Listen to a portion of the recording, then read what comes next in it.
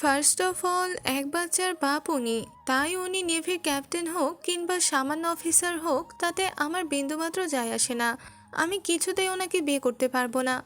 তৃষা তীব্র চিৎকারে কথাগুলো বললেও ঘরের অন্য দুই সদস্যদের মধ্যে বিশেষ কোনো বিকার দেখা গেল না। ভাবি শায়লা বেগম পাষাণ মূর্তির ন্যায় নির্বিকার চিত্তে বসে আছেন, আর বড় ভাই তৌফিক সাহেব অপরাধীর মতো নতমস্তক অবনত করে নিঃশব্দে অবস্থান করছেন। তৃষা সদ্য কলেজে পদার্পণ করেছে বলা যায়। চঞ্চলতা তার স্বভাবজাত। উচ্চ মাধ্যমিকের দ্বিতীয় বর্ষের অত্যন্ত মনোযোগ এই একজন শিক্ষার্থী। বাড়ি সুবর্ণনগর গ্রামে হলেও পড়াশোনার খাতিরে রাজধানীতে থাকে সে। তবে দুদিন আগে বড় ভাইয়ের অসুস্থতার খবরে হতদন্ত হয়ে জরুরি ভিত্তিক ছুটি নিয়েই আজ হোস্টেল থেকে ছুটে এসেছে সে। অথচ বাড়ি এসে দেখল ভাইয়ার অসুখটা আসলে একটা বাহানা মাত্র। আসল উদ্দেশ্য তাকে এই বিয়ে দেওয়া। সাধারণ বিয়ে হলে হয়তো তার এই বিয়েতে কোনো আপত্তি থাকতো না, কিন্তু যখন শুনল তার পাত্র আরজু এহসান শায়লা বেগমের দূর সম্পর্কের আত্মীয় এবং নেভির দাপুটে ক্যাপ্টেন, তৎক্ষণাৎ বেঁকে বসেছে সে। কারণ একটাই, আরজু বিপত্নিক। শুধু তাই নয়, তার 6 বছরের একটি মেয়েও আছে তার।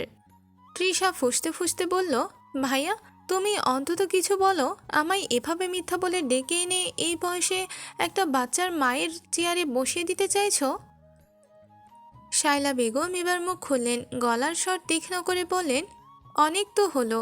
বাবা মা মরা ননদকে নিজের মেয়ের মতো করে আগলে রেখেছি। এখন আমাদের ঘাড়ে বসে আর কতদিন খাবি? ভালো পাত্র পেয়েছি তাই সম্বন্ধ করেছি। তোর ভালোর জন্যই বলছি তৃষা, জেদ করিস না। ভাবির মুখের এই কর্কশ কথাগুলো তৃষার বুকে তীরের মতো বিঁধল। নিজের ভাইকেও আজ কেমন যেন অচেনা মনে হচ্ছে তার। তৌফিক সাহেব দীর্ঘশ্বাস ফেলে বললেন, তৃষা আর্য মানুষ হিসেবে খুব ভালো। তোর ভবিষ্যৎ সুরক্ষিত হবে রে বোন আমার। আর জেদ করিস না। তৃষা বরাবরই বড্ড একগুঁয়ে। জেদ আর ক্রোধে প্রকম্পিত কণ্ঠে সে বলল, আমার ভবিষ্যৎ নিয়ে তোমাদের চিন্তা করা লাগবে না ভাইয়া। বড্ড ভেবেছ আমাকে নিয়ে। এবার আমার নিজের চিন্তা আমাকে করতে দাও। এই বিয়ে আমি করব না। করব না মানে করবই না। শায়লা বেগম অত্যন্ত ধূর্ত রমণী। আর্যর সাথে বিয়ে হলে তৃষার ভবিষ্যৎ করবে কি না সে ব্যাপারে তার কিছু যায় আসে না। তিনি চিন্তিত নিজের ভবিষ্যৎ নিয়ে। আর্যর সাথে তৃষার বিয়ে হলে তার ভবিষ্যৎ আর তার ছেলেমেয়ের ভবিষ্যৎ পরিষ্কার। শায়লা বেগম এবার সোফা ছেড়ে উঠে দাঁড়ালেন। তৌফিক নেওয়াজের দিকে আঙুল উঁচিয়ে তীক্ষ্ণ গলায় বলতে শুরু করলেন, এর জন্যই বলেছিলাম বোনকে বেশি আশকারা দিও না। শুনলে না আমার কথা, পাঠালে শহরে পড়তে। এখন বুঝছো তো ঠেলা? এত বড় মেয়ে এখন মাথার উপর চড়ে নাচছে, মুখে মুখে তর্ক করছে, আমাদের খেয়ে পড়ে আমাদেরকেই অপমান করছে। তৌফিক সাহেব অসহায়ের মতো মিনমিন করে বললেন, আরে ও তো ছোট মানুষ, হুট করে সব শুনে ঘাবড়ে গেছে। ছোট মানুষ? শায়লা বেগমের ব্যঙ্গাত্মক হাসিতে যেন ঘর কেঁপে উঠল। 18 বছর বয়স হয়েছে, একে ছোট মানুষ বলো না? আর কতকাল আমাদের হাড় মাস জ্বালিয়ে এখানে পড়ে থাকবে? আমরা কি নিজেদের সন্তানদের বাদ দিয়ে আজীবন ওর পেছনে টাকা ঢালবো? ক্যাপ্টেন আর্যর মতো পাত্র কপালে জোটা ভাগ্যের ব্যাপার ওর।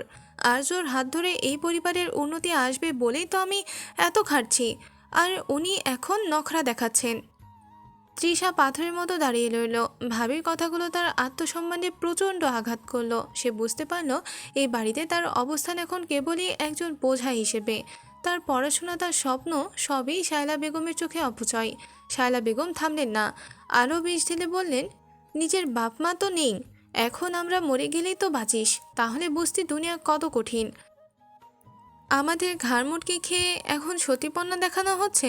রাজি না হলে আজই হোস্টেলে চলে যা, আর কোনোদিন এই বাড়ির মুখ দেখবি না। আমরাও দায়মুক্ত হই। তৌফিক সাহেব অপরাধীর মতো মাথা নিচু করে রইলেন। নিজের আদরের বোনটার দিকে চেয়ে একটা প্রতিবাদ করার সাহসও তার নেই। তৃষা চোখের কোণে এক ফোঁটা জল চিকচিক করে উঠল, কিন্তু পরক্ষণে সে সেটা মুছে ফেলল। যেটা এখন আর বিয়ে না করার ওপর নেই, বরং এই বাড়ি থেকে নিজেকে সরিয়ে নেওয়ার উপর চেপে বসেছে। শায়লা বেগমের প্রতিটা কথা তাকে বুঝিয়ে দিয়েছে এখানে তার মায়ের কোনো দাম নেই। তৃষ্ণা কাঁপা কাঁপা গলায় কিন্তু স্পষ্ট করে বলল, থামো ভাবি।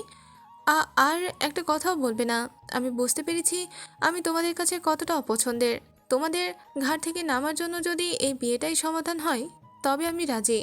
তৌফিক সাহেব চমকে উঠে ডাকলেন, তৃষা। তৃষা ভাইয়ের দিকে না তাকিয়ে শায়লা বেগমের চোখের দিকে তাকিয়ে বলল, আমি বিয়ে করব, আজই করব। তবে মনে রেখো ভাবি, আজ এই বাড়ি থেকে বিদায় নিচ্ছি, মানে চিরকালের জন্যই নিচ্ছি।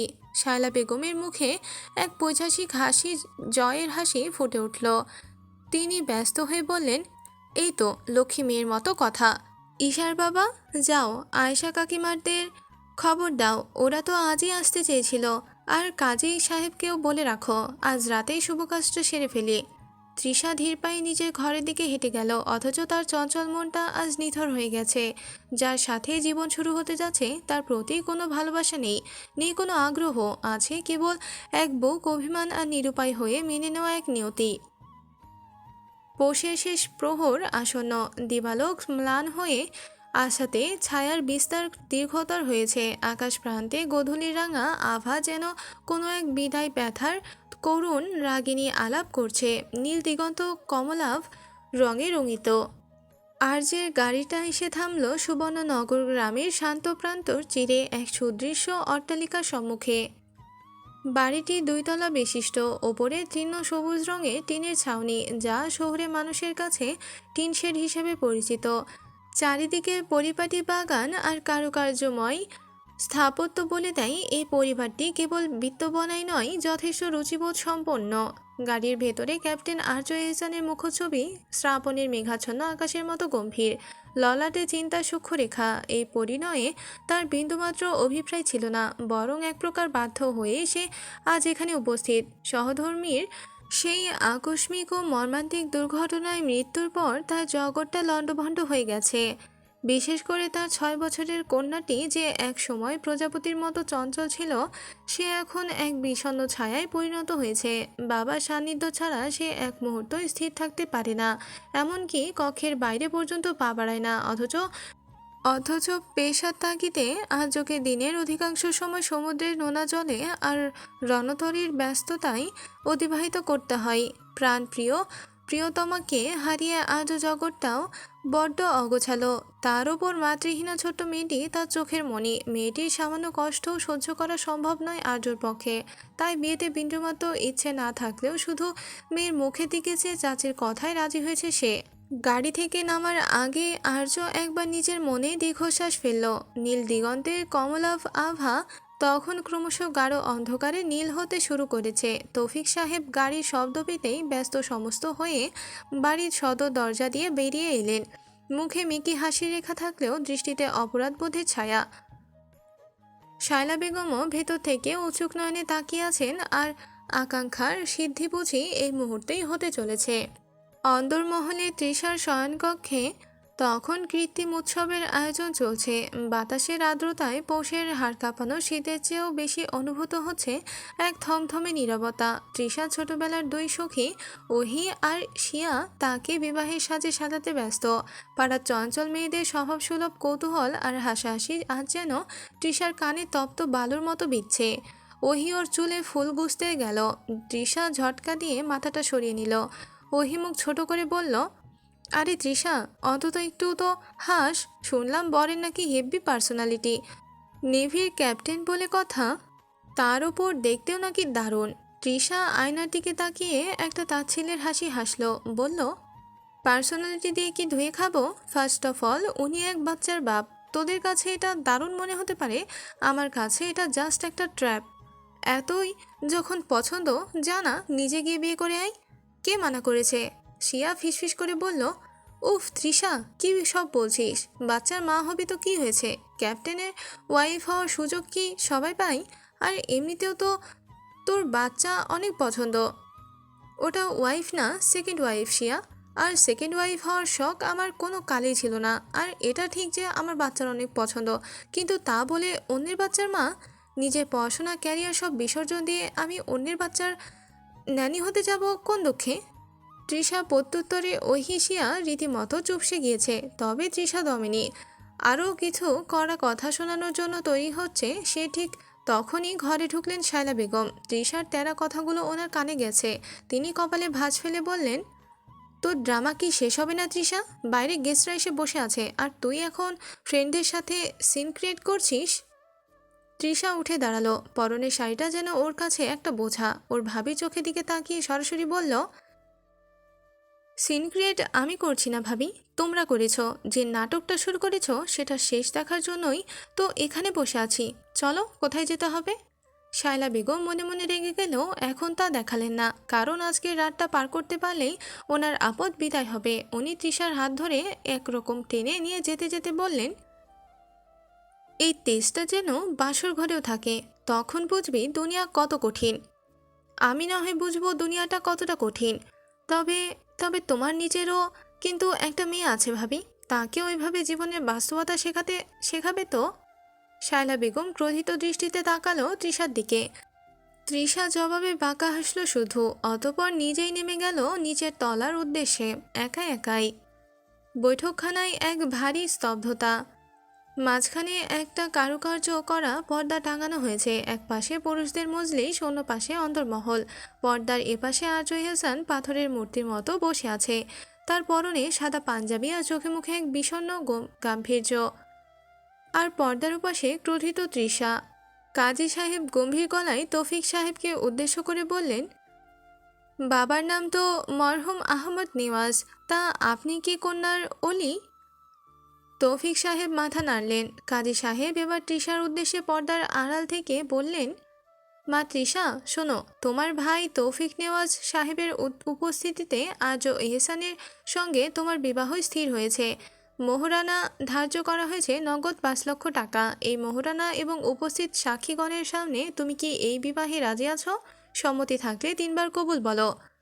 তৃষা কয়েক সেকেন্ড চুপ করে রইল। ঘরের প্রতিটি মানুষ তখন নিঃশ্বাস বন্ধ করে আছে। তৃষার মনে হচ্ছিল এই কবুল শব্দটা তার সমস্ত স্বপ্নের সমাধি। কিন্তু শায়লা বেগমের সেই বিষাক্ত কথাগুলো তার কানে বাজতে সে চোয়াল শক্ত করে নিল। অত্যন্ত নির্লিপ্ত আর শীতল কণ্ঠে সে শুধু বলল, কবুল। 3বার এই শব্দের উচ্চারণে ঘর ভর্তি মানুষের মধ্যে একটা স্বস্তির নিঃশ্বাস পড়ল। কাজী সাহেব এবার খাতাটা নিয়ে পর্দার ওপাশে আরজুর কাছে গেলেন।